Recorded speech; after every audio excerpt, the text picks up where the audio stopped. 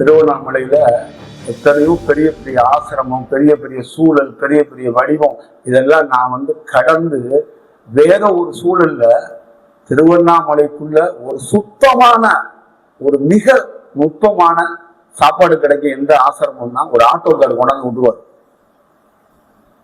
இதான் இது எங்க இருந்து கிடைத்தது? தியானத்திலிருந்து கிடைத்தது. சாமி கிட்ட வச்சு படைச்சு மந்திரம் சொல்லி பூஜை பண்ணி நாம ஒரு ட்ரெடிஷனல் பண்றவங்க கிடையாது.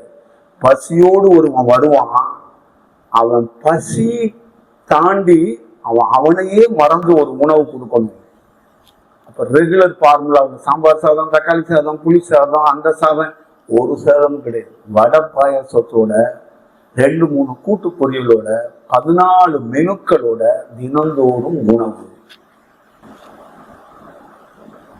இது எந்த பெரிய 2000 கோடி 1000 கோடி வச்சிருக்கிற ஆசிரமம் செய்யலங்க. காரணம் உள்ள இருக்கிற அந்த உணர்வுகள் அந்த வடிவத்தை செய்ய வைக்கும். என்னுடைய அந்த திருவண்ணாமலையில இருக்கிற அன்னதான கூடத்துல மிக நுட்பமான சக்தி இருக்கிறது. அந்த சக்தி எதுல இருந்து இருக்கிறதுன்னா, என்னுடைய காலில் இருக்கிற பாத குரடு அங்க வைக்கப்பட்டிருக்கிறது. அந்த பாத குரடுல இருந்துதான் ஒரு நாளைக்கு யாரு சாப்பிட்றா? காவி வேட்டி கட்டிய சாதுக்கள் சாப்பிடல. திருவண்ணாமலையை சுற்றி உள்ள கிராமங்கள்ல உள்ள ஆயிரக்கணக்கான மக்கள் உணவு உண்றாங்க. இது எப்படி சாத்தியம் அப்படிங்கிறத உருவாக்குனதுக்கு என்ன முக்கியமான காரணம்னா, நான் அல்ல, என் காலிலே அணியப்பட்டிருக்கிற அந்த பாத குரடு தான். ஒரு குரு என்பவன் முகம் கிடையாது, உடல் கிடையாது, அவன் காலு தான் எல்லாம்.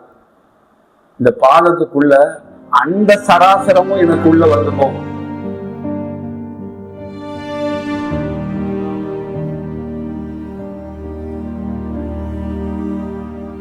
இப்ப எனக்கு அவங்களுக்கு தியானம் கற்றுக் கொடுக்கணும்னு ரொம்ப பிரியம். அவங்களோட ஏழைகளோட பயணிக்கணும்னு என்னுடைய ரொம்ப ஒரு துடிப்பா இருக்கிறேன். என்னுடைய ஒரு நோக்கமே என்னன்னா, நான் சாலையில இறங்கி பல ஏழைகளோட பயணிக்கணும்னு நினைக்கிறேன்.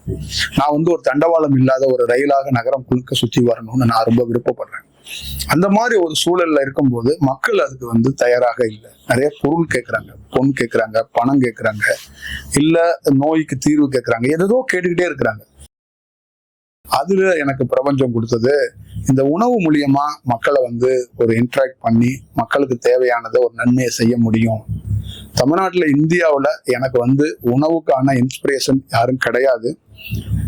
இந்த மாதிரி உணவை யாராவது ஒருத்தர் கொடுத்துருப்பாங்கன்னா நிச்சயமா கொடுத்துருக்க மாட்டாங்க. உலகத்திலே நான் கொடுத்துருக்கிறது, நான் செய்யறது இது ஒரு புதுமையான விஷயம்.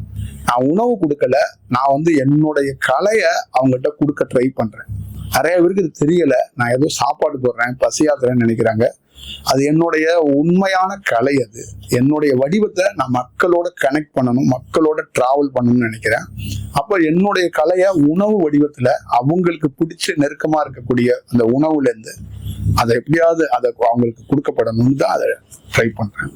அதனால என்னுடைய இவ்வளோ நீண்ட நெடிய பயணத்துல ரொம்ப ஒரு மறக்க முடியாத ஒரு தருணங்கிறது திருவண்ணாமலையில் நடக்கிற அது உணவு. வெறும் உணவு கிடையாது. அதனாலதான் உணவுக்கு ஒரு திருவிழான்னு எதுக்கு அந்த உணவு திருவிழா கூட வச்சோம்.